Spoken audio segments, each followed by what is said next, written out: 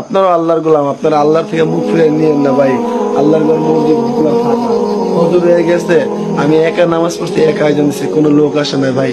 আপনারা আর ঘুমায়েন না, আল্লাহর রাস্তায় এটা কোনো টিকটক ভিডিও মনে করবেন না।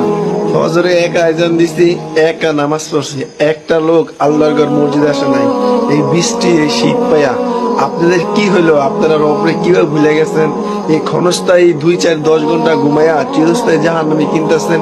শুধু এটা এই মসজিদের হালত না, বাংলাদেশের বহুত মসজিদ আছে, একজন মুসলিমও যায় না, রেশারেশি কইরা, কাজ্জা কইরা, ঝগড়া কইরা।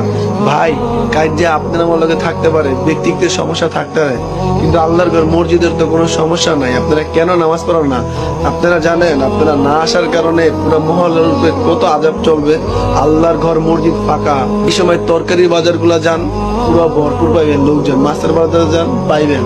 কিন্তু আল্লাহর ঘর মসজিদ কেন ফাঁকা ভাই? আপনি যদি নামাজ পড়া ওই আরবে যেতেন, কাজে যেতেন, আল্লাহ কি আপনাকে সাহায্য করতো না?